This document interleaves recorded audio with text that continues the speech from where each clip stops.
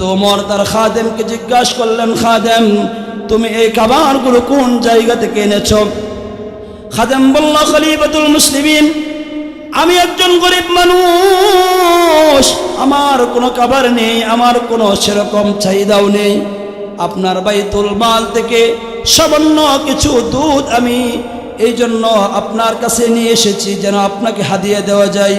খলিফাতুল মুসলিমিন হযরত ওমর রাদিয়াল্লাহু আনহু বলেন, তুমি যে আমার কাছে যে দুধগুলো নিয়ে এসেছ, এই দুধগুলো যদিও আমার জন্য হালাল, কিন্তু কাল কিয়ামতের ময়দানে আল্লাহ সুবহানাহু ওয়া তাআলা যদি আমাকে জিজ্ঞাসা করেন, হে ওমর, তুমি তো তোমার বাইতুল মালের যত সম্পদগুলো সব তো তোমার কাছে দায়িত্ব ছিল, কিন্তু তুমি ওই গরিবের মালগুলো কেন তুমি তোমার পেটের মাঝে ঢুকিয়েছ? কাল কিয়ামতের ময়দানে আল্লাহ সুবহানাহু ওয়া তাআলার কাছে আমি কি জবাব দেব? চিৎকার করে বলি সুবহানাল্লাহ। মোহতারাম হাজরিন, এরকম ছিল তাদের মাঝে তাকওয়াল্লাহ, আল্লাহর ভয়। এই কারণে আল্লাহ তাআলা হযরতে ওমর রাদিয়াল্লাহু আনহুকে উম্মতের মধ্যে এত শ্রেষ্ঠত্ব সম্মান দিয়েছেন, যার নামে ঘোষণা হয়েছে নবীর পরে যদি কোনো নবী হতো তাহলে হযরতে ওমর হতেন। এমনিভাবে আমরা যুগ যুগ ধরে প্রত্যেকটি মানুষের জীবনে যদি আমরা দেখি, ওনাদের জীবনগুলো ছিল তাকওয়াল্লাহ, আল্লাহর ভয়। হযরতে আবু বকর সিদ্দিক রাদিয়াল্লাহু আনহু, ইসলামের অন্যতম প্রধান খলিফা হযরত আবু বকর রাদিয়াল্লাহু আনহু, এমনিভাবে দীর্ঘদিন উনি একবার ক্ষুধার্ত ছিলেন, কোনো খাবার ছিল না। উনার খাদেম কিছু খাবার নিয়ে আসলো হযরত উমর রাদিয়াল্লাহু আনহু, আবু বকর রাদিয়াল্লাহু আনহু ওই খাবারগুলো উনি খেয়ে ফেললেন। খাওয়ার পরে উনি চিন্তা করলেন, এই যে আমি খাবার খেয়েছি, এই খাবারগুলো আমি তাহকিক করে খাই নাই, আল্লাহর কাছে কাল কিয়ামতের ময়দানে আমি কি জবাব দিব? উনার খাদেমকে জিজ্ঞাসা করলো যে এই যে খাবারগুলো আমাকে দিয়েছ, এটা কোন স্থান থেকে এসেছে? খাদেম বলল, আমি জাহিলি যুগে যখন আমি ইসলামের মধ্যে ছিলাম না, ওই সময় আমি একজন মানুষকে এরকমভাবে জারফুক দিয়েছিলাম। জারফুক দেওয়ার পরে সে আমাকে আজকে কিছু খাবার দিয়েছে। আমি চিন্তা করলাম, যেহেতু আপনি আমার মনিব, এজন্য আপনাকে ওই খাবারগুলো হাদিয়া দিয়ে দেব। তো খলিফাতুল মুসলিমিন হযরত আবু বকর রাদিয়াল্লাহু আনহু উনি বললেন যে জাহিলি যুগে তুমি যে মানুষের কাছ থেকে জারফুক দিয়েছিলে, আজকে তার খাবার তুমি যেটা নিয়ে এসেছো, এই খাবার তো আমার জন্য হালাল নয়, কারণ আল্লাহ ছাড়া অন্য কোনো গায়রুল্লাহর নামে যদি কেউ কোনো খাবার দেয়া হয়, ওই খাবার খাওয়া হালাল নয়। হযরত ওমর রাদিয়াল্লাহু আনহু, আবু বকর রাদিয়াল্লাহু আনহু কিতাবের মাঝে লিখে উনি উনার দুটো আঙ্গুল মুখের মাঝে প্রবেশ করালেন, এইভাবে বারবার চেষ্টা করলেন। চেষ্টা করার পরে যখন ওই খাবার যখন বের হয়ে আসলো, হযরত ওমর রাদিয়াল্লাহু আনহু শুকরিয়া আদায় করলেন, বললেন আলহামদুলিল্লাহ, হযরতে আবু বকরের শরীরের মাঝে এখন কোনো হারাম খাবার নাই। বলি সুবহানাল্লাহ। মোহতারাম হাজরিন, এজন্য আমাদের সমাজের মাঝে যদি আজকে তাকওয়া হয়, আল্লাহর ভয় যদি হয়ে যায়, তাহলে আল্লাহ তাআলা আমাদের এই সমাজকে পরিবর্তন করবে। আল্লাহ রাব্বুল আলামিন কোরআনুল কারীমের মাঝে বলেন, ওয়ালাউ আন্না আহলাল কুরা আমানু ওয়াত্তাকাউ লাফাতাহনা আলাইহিম বারাকাতিম মিনাস সামাই ওয়াল আরদ। আল্লাহ রাব্বুল আলামিন বলেন, এই পৃথিবীর জমিনে যত মানুষ আছে, আসমান এবং জমিনের যত মানুষ আছে, সমস্ত মানুষগুলো যদি তাকওয়াল্লাহ, আল্লাহর ভয় যদি তাদের মাঝে চলে আসে, আল্লাহ তাআলা আসমান এবং জমিন থেকে অসংখ্য অগণিত নিয়ামত আল্লাহ তাআলা নাযিল করবেন। চিৎকার করে বলে সুবহানাল্লাহ। আল্লাহ রাব্বুল আলামিন অন্য আয়াতে বলেন, আল্লাহ তাআলা বলেন, ইয়া আইয়ুহাল্লাযীনা আমানু তাকুল্লাহ ওয়ালতানযুর নাফসুম মা কদ্দামাত লিগাদিন ওয়াত্তাকুল্লাহ। আল্লাহ রাব্বুল আলামিন আমাদেরকে ডাক দিয়ে বলেন, ইয়া আইয়ুহাল্লাযীনা আমানু, হে ঈমানদারগণ, ইত্তাকুল্লাহ, তোমরা আল্লাহকে ভয় করো, ওয়াল তানজুর নাফসুম মা কদ্দামাত লিগাদ, এবং আগামী কালের জন্য অর্থাৎ মৃত্যুর পরবর্তী জীবনের জন্য দুনিয়ার জমিন থেকে তোমরা ইবাদত আমল করো। আল্লাহ রাব্বুল আলামিন কুরআনুল হাকীমের অন্য জায়গায় আল্লাহ তাআলা আমাদেরকে জানিয়ে দেন, আমরা যদি তাকওয়া অবলম্বন করতে পারি আল্লাহ সুবহানাহু ওয়া তাআলা এমন স্থান থেকে আমাদেরকে রিজিকের ব্যবস্থা করে দিবেন যেটা আমরা কোনোদিন কল্পনাও করতে পারি না।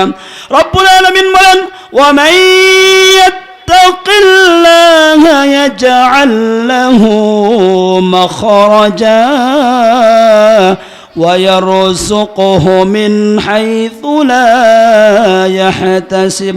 যারা দুনিয়ার জমিনে তাকওয়া অবলম্বন করে আল্লাহ তাআলা তাদেরকে সমস্ত সমস্যা থেকে মুক্তির ব্যবস্থা করে দিবেন, এমন স্থান থেকে তাদের জন্য রিজিকের পয়সা আল্লাহ তাআলা করে দিবেন যেটা কোনো বান্দা কোনোদিন কল্পনাও করতে পারে না। রব্বুল আলামিন কুরআনুল হাকীমের অন্য জায়গায় বলেন, যারা তাকওয়া অবলম্বন করবে আল্লাহ রাব্বুল আলামিন তাদেরকে শয়তানের কুমন্ত্রণা থেকে আল্লাহ রাব্বুল আলামিন হেফাজত করবেন। রব্বুল আলামিন সূরাতুল আরাফের মধ্যে বলেন, ইন্নাল্লাযীনা তাকাউ ইযা মাসসাহুম তাইফুম মিনাশ শাইতানি তাযাক্কারু ফাইযা হুম মুবসিরুন। আল্লাহু আকবার। রব্বুল আলামিন বলেন, ইন্নাল্লাযীনা তাকাউ, জমিনের মানুষগুলো যখন তাকওয়া অবলম্বন করবে, ইযা মাসসাহুম তাইফুম মিনাশ শাইতান, শয়তান যখন তাদেরকে কুমন্ত্রণা দিবে, আপনি আমি যখন রাস্তাঘাটে চলি শয়তান আমাদেরকে অনেক কুমন্ত্রণা দেয়। শয়তান বলে, ওই নারীর দিকে তাকা। আল্লাহ রাব্বুল আলামিন বলেন, যাদের অন্তরের মাঝে তাকওয়া আছে, এই কুমন্ত্রণা আসার সাথে সাথে আল্লাহর নাম তাদের অন্তরে আল্লাহ তাআলা স্মরণ করিয়ে দিবেন।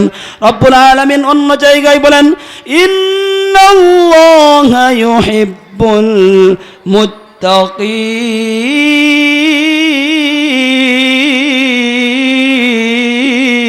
আল্লাহু আকবার। আল্লাহ রাব্বুল আলামিন বলেন, এই পৃথিবীর জমিনে অসংখ্য অগণিত মানুষ আছে, সকল মানুষকে কিন্তু আল্লাহ তাআলা পছন্দ করেন না। আমার আপনার যারা এই সমাজের মধ্যে সুদ ঘুষ খায়, বলেন তাদেরকে আল্লাহ তাআলা পছন্দ করেন কি করেন না? পছন্দ করেন। আল্লাহ রাব্বুল আলামিন বলেন, এই জমিনের মাঝে তারা মুত্তাকি তাকওয়াওয়ালা হয়ে যাবে, আল্লাহ তাআলা ওদেরকে মহব্বত করবেন, আল্লাহ রাব্বুল আলামিন তাদেরকে ভালোবাসবেন। একটি উদাহরণ দিচ্ছি, যেমন মনে করেন আপনি এই বিলাসপুরে আপনি হাঁটছেন, আপনার পেছনে একজন মানুষের 100 টাকার একটি কয়েন পড়ে গিয়েছে, 100 টাকা। তারপরে আপনি চিন্তা করলেন, আমি তো ইচ্ছা করলে সেই টাকাগুলো আমার পকেটের মাঝে ঢুকাতে পারি, কিন্তু আপনি ওই টাকাগুলো পকেটের মাঝে না ঢুকে কাল কিয়ামতের ময়দানে আল্লাহ সুবহানাহু ওয়া তাআলার সামনে আপনি কি জবাব দিবেন? ওই চিন্তা আপনার মাঝে চলে আসছে। তাহলে মনে করতে হবে আপনাকে আল্লাহ রাব্বুল আলামিন মহব্বত করে চিৎকার করে বলে সুবহানাল্লাহ। মোহতারাম হাজরিন, এজন্য আমাদের সমাজে আমরা তাকওয়া অবলম্বন করব তো ইনশাআল্লাহ। মোহতারাম হাজরিন, আজকে আমাদের সমাজের মাঝে তাকওয়া না থাকার কারণে, আল্লাহর ভয় না থাকার কারণে সমাজের মানুষগুলো এতটাই অধঃপতন হয়ে গিয়েছে যে একজন মানুষ আরেকজন মানুষের উপরে জুলুম করে, একজন মানুষ আরেকজন মানুষের সমাজের মধ্যে অত্যাচার করে, যার যত ক্ষমতা আছে সেই ক্ষমতা দেখায় শুধুমাত্র আল্লাহর ভয় না থাকার কারণে। কারণ আল্লাহর ভয় যদি কোনো মানুষের মাঝে থাকে, ওই মানুষের মাঝে কোনো দিন গুনাহ করা সম্ভব হবে না। এবং আল্লাহর ভয় কোনো মানুষের অন্তরে যতক্ষণ পর্যন্ত জাগ্রত না হবে ততক্ষণ পর্যন্ত এই সমাজ ব্যবস্থাকে কোনো দিন পরিবর্তন করা যাবে না। কথা বলেন ঠিক না বেঠিক?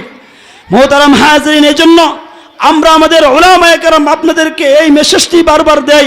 সব আলোচনার মূল হচ্ছে এটা, তাকওয়াল্লাহ, আল্লাহর ভয় যদি আমার সমাজের প্রতিটি মানুষ আমাদের মাঝে থাকে, আমি আপনি যে কোনো সেক্টরে থাকি, অফিসের আমি বড় একজন অফিসার, সেখানে আমার মধ্যে যদি আল্লাহর ভয় থাকে, এরকমভাবে রাষ্ট্রীয়ভাবে আমি পুলিশ অফিসার, সেখানে যদি আমার মাঝে আল্লাহর ভয় থাকে, আমি প্রধানমন্ত্রী হয়ে গিয়েছি, সেখানেও যদি আল্লাহর ভয় আমাদের মাঝে থাকে, তাহলে কোনোদিন জনগণের উপর জুলুম করা সম্ভব না। কথা বলেন ঠিক না ঠিক? বিগত সময়ে আমরা দেখেছি আল্লাহর ভয় মানুষের মাঝে না থাকার কারণে উলামায়ে কেরামের উপরে যেইভাবে জুলুম নির্যাতন করা হয়েছিল, এইভাবে জুলুম নির্যাতন কোনো মানুষের উপর করতে পারে না। এর মূল কারণ, অন্যতম মূল কারণ হচ্ছে মানুষের মাঝে আল্লাহর ভয় ছিল না। কারণ মানুষ যখন ক্ষমতা পায়, সে চিন্তা করে এই ক্ষমতা আমার অনেক দিনের, অথচ ক্ষমতার মালিক কে? আর একটু জোরে বলি, ক্ষমতার মালিক কে? আল্লাহ তাআলা কোরআনুল কারীমের মধ্যে বলেন, আল্লাহ তাআলা যাকে ইচ্ছা করেন ক্ষমতা দেন এবং যাকে ইচ্ছা ক্ষমতা থেকে ছিনিয়ে নেন। এজন্য আমরা আমাদের সমাজের মাঝে যদি তাকওয়াল্লাহ, আল্লাহর ভয় প্রতিটি সেক্টরে, প্রতিটি ক্ষেত্রে যদি আমরা এভাবে আল্লাহকে ভয় পাই, তাহলে আমাদের সমাজ এমনিতে সুন্দর হয়ে যাবে। আমাদের এই সমাজকে সুন্দর করার জন্য পুলিশ বাহিনীর প্রয়োজন হবে না, এই সমাজকে সুন্দর করার জন্য সেনাবাহিনীর প্রয়োজন হবে না, এই সমাজকে সুন্দর করার জন্য কোনো বাহিনীর প্রয়োজন হবে না। প্রত্যেকটি মানুষ যদি চিন্তা করে আমি যা করছি আল্লাহ রাব্বুল আলামিন কাল কিয়ামতের ময়দানে আমার কাছে জবাবদিহিতা আল্লাহ তাআলা চাইবেন, তাহলে আমাদের সমাজে কোনো অপরাধ হবে? বলেন, কোনো অপরাধ হবে? এজন্য আমরা আল্লাহর ভয়, তাকওয়াল্লাহ আমাদের অন্তরের মধ্যে যেন আমরা আনতে পারি। আল্লাহ সুবহানাহু ওয়া তাআলা আমাদেরকে তৌফিক